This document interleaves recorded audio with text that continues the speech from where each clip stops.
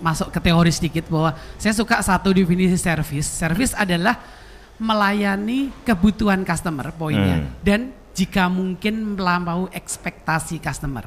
Jadi artinya service itu mesti utamanya kebutuhannya dia datang untuk apa mesti kita penuhi dulu.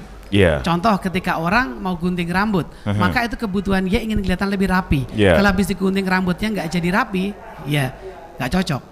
Terus lalu orang mau pijat mau supaya badannya segar, lalu badannya malah sakit semua, berarti dia tidak masuk dalam servisnya, belum memenuhi kebutuhannya dia. Nah, ketika kita bicara soal berarti memenuhi kebutuhan dan melampaui ekspektasi, yang menarik adalah kadang-kadang orang pebisnis servis berpikir hanya soal ramah, soal senyum, dan pokoknya enak dilihat ya cukup. Nah itu yang kadang-kadang nggak cukup.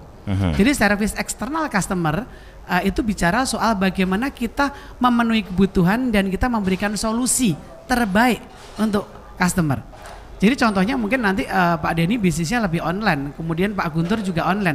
Bagaimana itu online tapi bisa memenuhi kebutuhan customer? Iya, padahal nggak pernah ketemu ya. Betul, mungkin hanya kecepatannya ketika mereka ada komplain lalu voucher komplainnya diambil lalu cepat diselesaikan. Nah itu adalah salah satu solusi di dunia online. Jadi intinya bicara soal, tadi saya setuju ketika dikatakan service ada internal dan eksternal. Makanya ada banyak seminar yang judulnya itu sebenarnya menjembatani antara internal itu. Belajar marketing untuk finance, belajar finance untuk marketing. Karena apa? Orang marketing dan finance itu kan suka ribut, Pak. Benar ya Pak ya? Benar. Orang marketing dan finance suka ribut. Yang satu merasa orang finance bilang, kamu enak aja bikin program marketing cepat. Kalau customer sekian, kamu kasih diskon sekian. Mikirnya accounting panjang. Nah accounting bilang, enak aja marketing lu jalan-jalan ngeluarin duit doang gitu. Nah itulah artinya internalnya mesti benar. Nah bicara soal internal, kalau internal salah maka eksternalnya kebanyakan saya setuju akan salah. Sehingga bicara soal internal kita bicara soal teamwork.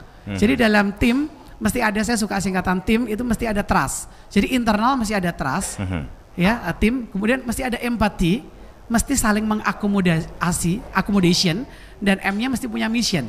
Mission yang sama tujuannya ujung-ujungnya kita punya produk apapun, ujungnya adalah customer yang puas gitu Pak. Iya.